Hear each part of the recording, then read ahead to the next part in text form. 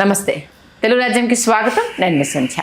రాజకీయాల్లో నాయకులు మాట్లాడే ప్రతి మాటకు అర్థాలు పరమార్థాలు వెతుక్కుంటూ పోతే చాలా ఉంటాయి. కానీ పలువురికి ఆదర్శంగా ఉండాల్సిన వాళ్ళు, కార్యకర్తలు వాళ్ళు చూసి నేర్చుకోవాల్సిన రీతిలో మాట్లాడాల్సిన నేతలు దారి తప్పుతున్నారా? దీంట్లో సీనియర్లు జూనియర్లు అన్న తేడా లేకుండా వ్యవహరిస్తున్నారా అంటే ప్రస్తుతం చిన్న వాళ్ళకు చెప్పాల్సిన పెద్దవాళ్ళే దారి తప్పి మాట్లాడుతున్న సందర్భాలు మనం అనేకం చూసాము. దీనికి తలపండిన వాళ్ళైనా అదే దాటిలో ఉంటున్నారు. ఇప్పుడు రాజకీయాలు స్టార్ట్ చేసే వాళ్ళైనా అదే దారి వెతుక్కుంటున్నారు. ఎందుకు ఈ పోద్ఘాతం అంతా చెప్పడం జరుగుతుందంటే 7 సార్లు ఎమ్మెల్యేగా గెలిచారు. ప్రొటెం స్పీకర్గా, మాజీ మంత్రిగా కూడా ఆయన పనిచేశారు. తెలుగుదేశం పార్టీలోనే ఇప్పుడు ఆయన సీనియర్, ఆయన బుచ్చయ్య చౌదరి గారు. నిన్న జరిగిన ఒక మీటింగ్లో ఇప్పటికే కాపులు వర్సెస్ కమ్మ అన్నట్టుగా ఏపీ రాజకీయాలు సాగుతున్న నేపథ్యంలో అంబటైనా గింబటైనా మాట జారితే తడాక చూపిస్తాము అంటూ మా కార్యకర్తలకు ఒక కనసైగ చేస్తే చాలు గల్లంతైతే అన్నంత రేంజ్లో ఆయన చేసిన కామెంట్స్ కాక పుట్టిస్తున్నాయి. దాంతోపాటు అటు ముద్రగడ వైసీపీలో కాపులకు సంబంధించి ఆయనను పట్టించుకోవట్లేదు అంటూ ఆయన అలకబున్నారు. అంటే రెండు వేరువేరు వృత్తాలైనా అటు కాపులకు సంబంధించి నడుస్తున్నది. మరి బుచ్చయ్య చౌదరి గారు చేసిన కామెంట్స్ ఇప్పుడు కాక పుట్టిస్తుంటే అటు ముద్రగడ అలకబూనారు అన్నది కాపు నేతల్లో మరొకటి నడుస్తుంది. ఏం జరుగుతుంది తెలుసుకునే ప్రయత్నం చేద్దాం. చరిత్రకారులు, రాజకీయ విశ్లేషకులు చిల్లగడ్డ శ్రీకాంత్ గారు మనతో ఉన్నారు. ఆయన మాటల్లో శ్రీకాంత్ గారు రెండు వేరు టాపిక్స్, బట్ కాపులకు సంబంధించి అంబటైనా గింబటైనా ఎక్స్ట్రాలు చేస్తే ఏదైనా సైగ చేస్తే కార్యకర్తలు చేసేస్తారు అని చెప్పేస్తూ బుచ్చయ్య చౌదరి గారు చేసిన కామెంట్స్. అంత పెద్ద సీనియర్ పొలిటీషియను గీటు దాటి మాట్లాడడం, ఇప్పటికీ రెడ్ బుక్ రాజ్యాంగం నడుస్తుంది అంటూ రకరకాలుగా వినిపిస్తున్న నేపథ్యంలో బుచ్చయ్య చౌదరి గారి గురించి చెప్పాలంటే ఫస్ట్ ఏం చెప్తారు? బుచ్చయ్య చౌదరి గారు ఒక విధంగా ఐడెంటిటీ క్రైసిస్తో బాధపడుతున్నారని నేను అనుకోవాలి. ఓకే, అంటే మంత్రి పదవి ఎక్స్పెక్ట్ చేసి రాలేదు ఎవ్వరు. It's very clear. ఎట్టి పరిస్థితుల్లో లోకేష్ గారు ఎవ్వరు. Okay, it's very clear. ఆయన తాత అనుకుంటూ మర్యాద వేరు, ఆ గౌరవం వేరు. సీనియర్ చంద్రబాబు నాయుడు గారి కంటే సీనియర్ కాబట్టి పార్టీలో ఇప్పుడు బుచ్చయ్య చౌదరి గారి రాజకీయ ప్రస్థానాన్ని తీసుకుంటే అసలు ఆ జిల్లాలో, ఉమ్మడి తూర్పుగోదావరి జిల్లాలో ఆయన ఆ స్థానాన్ని ఎంచుకొని ఆయన మీద సరైనటువంటి కాంగ్రెస్ అభ్యర్థిని ఏ రోజు నిలబెట్టలేకపోయినటువంటి కాంగ్రెస్ సిఏ రావుని, ఏసీవై రెడ్డిని, ఉండవల్లి అరుణ్ కుమార్ని, ఇట్లా వరుసగా నలుగురు, ఉండవల్లి అరుణ్ కుమార్ గారు 2 పర్యాయాలు, అలా గోరంట్ల బుచ్చయ్య చౌదరి గారు గెలుస్తూ ఉండేవారు.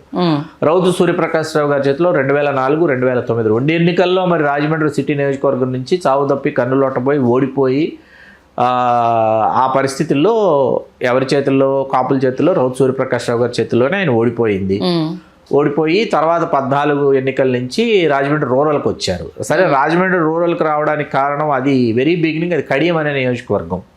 కడియం నియోజకవర్గం పూర్తిగా కాపుల నియోజకవర్గంగా పాటంశెట్టి అమ్మిరాజు గారని, తర్వాత గిరిజాల వెంకట స్వామినాయుడు గారు, మన వడ్డి వీరభద్రరావు గారు తెలుగుదేశంలో, జక్కంపూడి రామ్మోహన్ రావు గారు రాజకీయ ప్రస్థానం ప్రారంభమైంది కడియం నియోజకవర్గం 89 నుంచి.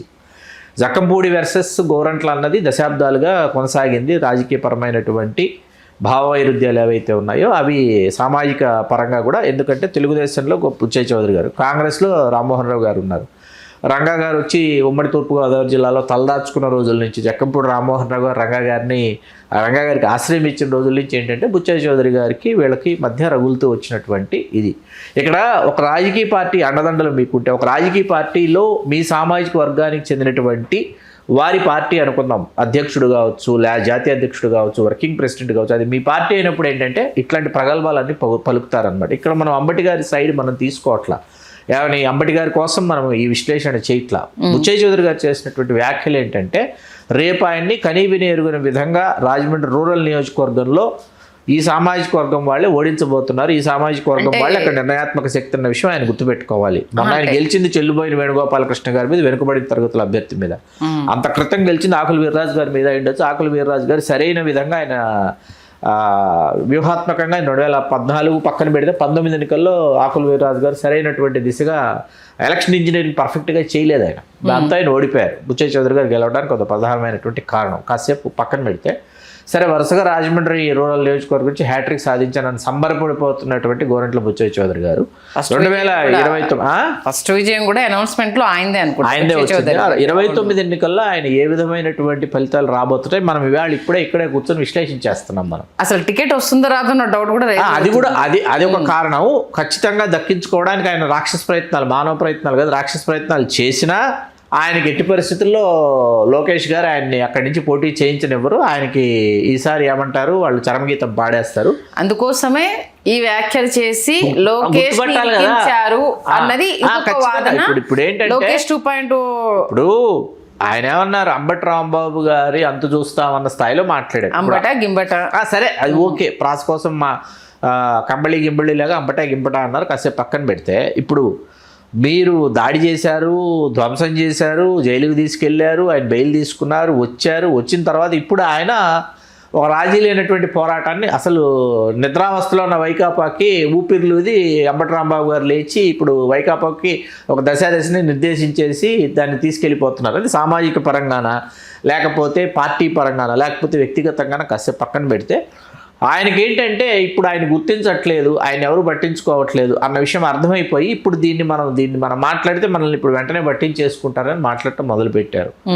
మరి రేపు ఉదయం లేస్తే మీరు ఫేస్ చేయాల్సింది ఈ సామాజిక వర్గానికి సంబంధించినటువంటి ఓటర్లనే మెజారిటీ పీపుల్ని మీరు ఫేస్ చేయాలి. మరి వాళ్ళని ఎట్లా ఫేస్ చేస్తారు? మీరు ఆ నియోజకవర్గంలో వాళ్ళు ఎట్లా ఫేస్ చేస్తారు? ఏ ధైర్యంతో మీరు వ్యాఖ్యలు చేశారు? అంటే మీ వెనకాల ఉన్నటువంటి అధికారంలో ఉన్నటువంటి పార్టీ కావచ్చు, మీ అధ్యక్షుడు కావచ్చు, మీకు ఆ విధమైనటువంటి ధైర్యాన్ని ధనుని ఇచ్చి మీ చేత మాట్లాడిస్తున్నారు. రేపు ఏ మొహం పెట్టుకుని వెళ్ళి ఓట్లు అడుగుతారు? మీరు అభ్యర్థి అయితే మిమ్మల్ని రేపు మీ అభ్యర్థిత్వాన్ని ఖరారు చేస్తే అనుకుందాం, ఖచ్చితంగా ఖరారు చేయరని మనం నిర్వివాద అంశం నిస్సందేహంగా చెప్పి, ఒకవేళ చేస్తే 2029 ఎన్నికల్లో ఆయన కనీవినెరుగని ఘోర పరాజయాన్ని అయితే మూట కట్టుకోబోతున్నాడు. అందులో సందేహం లేదు. బుచ్చయ్య చౌదరి గారు సందేహం లేదు. ఆయనకైతే స్థానం అయితే కేటాయించారు. ఇస్తే ఓడిపోతారు. ఘోర పరాజయం ఇవ్వరు అన్నది కూడా ఒకటి ఉంది.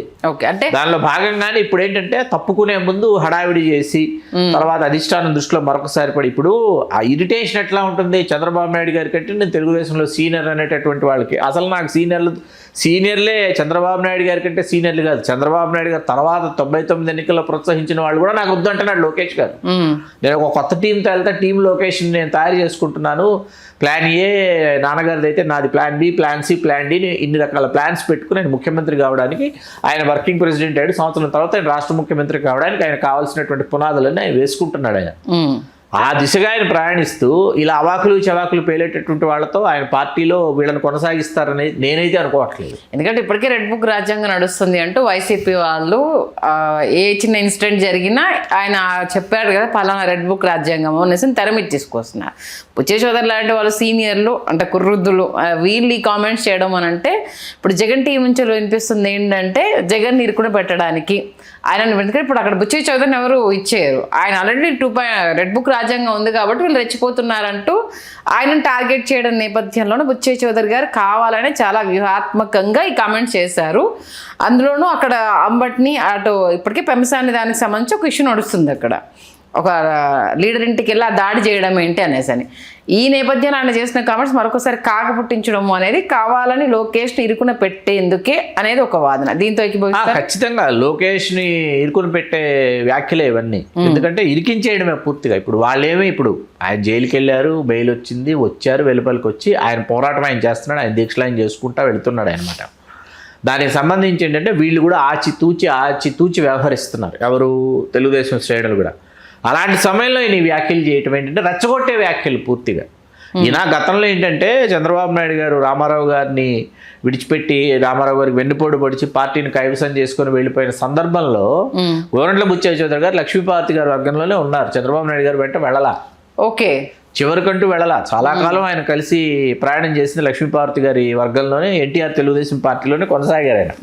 ఎన్టీఆర్ తెలుగుదేశం పార్టీతో పొత్తు పెట్టుకోవడానికి బీజేపీ అగ్రనేతలు వచ్చి వాజ్పేయి గారు మొదలుకొని అద్వానీ గారు మొదలుకొని మురళీ మనోహర్ జోషి గారు మొదలుకొని వెంకయ్యనాయుడు గారు లక్ష్మీపార్తి గారితో సహా వెంకయ్యనాయుడు గారు భారీ బహిరంగ సభలు ఏర్పాటు చేసి కమ్మ సామాజిక వర్గంలో చంద్రబాబు నాయుడు గారితో వాళ్ళు విధానపరంగా విభేదించేటటువంటి వాళ్ళంతా లక్ష్మీపార్వతి గారు వెంట నడిచినటువంటి సందర్భం చెప్తున్నా మీకు. ఓకే. ఫోటోగ్రాఫ్స్ విజువల్స్ ఉన్నాయి. ఫోటోగ్రాఫ్స్ మనం కావాలంటే మనం ఎగ్జిబిట్ చేద్దాం వాటిని. ఆ తర్వాత ఇంక లక్ష్మీపార్వతి గారు పెర్ఫామ్ చేయడానికి ఏమీ లేదు. ఎందుకంటే లోక్సభ ఎన్నికల్లో తెలుగుదేశం పార్టీ సైకిల్ గుర్తు అనేది వీళ్ళ దగ్గరే ఉంది కదా, అవును, వాళ్ళకి సింహం గుర్తు వచ్చింది కాబట్టి అప్పుడు సైకిల్ గుర్తు సైకిల్ జనాలకి అనేది సింహం register గుర్తు అసలు అయిపోయింది వెళ్ళలేదు, అసలు వాళ్ళకి రీచ్ అవ్వాలి. అంటే అప్పుడు ఇంత పత్రిక ఏమీ లేవు కదా, మీడియా లేదు, పేపరే కదా, పేపరు 2 ఛానళ్ళు 3 ఛానళ్ళు. కాబట్టి వాళ్ళు వెళ్తే తెలుగుదేశం ఉంటే ఏంటి వాళ్ళకి సైకిల్ గుర్తు కాబట్టి అలా మీకు మళ్ళీ లోక్సభ ఎన్నికల్లో తెలుగుదేశం పార్టీ తన ప్రభావాన్ని చూపించడం. జాతీయ రాజకీయాల్లో మీకు చంద్రబాబు నాయుడు గారు ఏంటంటే ఈ గెలిచినటువంటి ఎంపీల ద్వారా ఆయన ఫుల్ ఫోకస్లో ఉండటం వల్ల వీళ్ళు నెమ్మదిగా ఒక్కొక్కరు తిరిగి చంద్రబాబు నాయుడు గారు పంచం చేరారు. అలా చేరినటువంటి వాళ్ళలో గోరంట్ల బుచ్చయ్య చౌదరి గారు కూడా ఒకరు. అందుకే మంత్రి పదవి రాదు. ఎందుకంటే ఆయనకు బాగా గుర్తుంది చంద్రబాబు నాయుడు గారికి. మర్చిపోరు కదా, మర్చిపోడు ఆయన. ఎవరెవరు అప్పుడు వెళ్ళారు, ఎవరెవరు తర్వాత వచ్చారు, ఎవరెవరు ఎప్పుడెప్పుడు ఎక్కడెక్కడ ఏమేమి మాట్లాడారు, వాళ్ళకి అక్కడ ఒక ఫేస్ కావాలి. ఒక సీనియర్కి ఇచ్చాము, ఆ సీనియర్ని మన పార్టీలో ఉన్నారు కంటిన్యూ చేస్తున్నాము అని చెప్పుకోవడానికి ఆయనతో పాటు యనమల రామకృష్ణ గారు ఏంటి, ఆయన తన కుమార్తెను సిద్ధం చేసుకున్నారు, అల్లుడిని తెచ్చుకున్నారు, వియంకుడిని తెచ్చుకున్నారు. ఇంత పెద్ద ఎత్తున ఆయన రావటంతో ఏంటంటే ఆయన బెర్తులన్నీ చాలా జాగ్రత్త కన్ఫర్మ్ అవుతాయి. బుచ్చయ్య చౌదరి గారి బెర్తు రేపు కన్ఫర్మ్ అవుతుందా కాదా అన్నది $1 బిలియన్ క్వశ్చన్ ఏం కాదు. అస్సలు ఇటు పరిస్థితుల్లో ససేమిరా ఆయన పోటీ చేస్తే మాత్రం అసలు మీరు ఇందాకన్నారు మొదటి విజయం మొన్న ఎన్నికల్లో మొదటి పరాజయం కూడా అక్కడి నుంచే వింటాం, రాజమండ్రి రూరల్ నుంచి. అది పరిస్థితి. మొత్తానికైతే ఆయన ఎంత డ్యామేజ్ చేసినా ఎన్ని ప్రయత్నాలు చేసినా లోకేష్ బాబు కనికరం అయితే రాదు. ఓకే, అది. హలో, తెలుగు రాజ్యం ఛానల్ చూస్తున్నారా? సామాజిక రాజకీయ జీవన చిత్రణే తెలుగు రాజ్యం. అతిశయోక్తులు అసత్యాలు ఉండవు. రాజకీయ కోణం కాదు, ప్రజా కోణమే కొలబద్ద. తెలుగు రాజ్యం వీక్షణ మీ ఉత్తమ అభిరుచికి నిదర్శనం.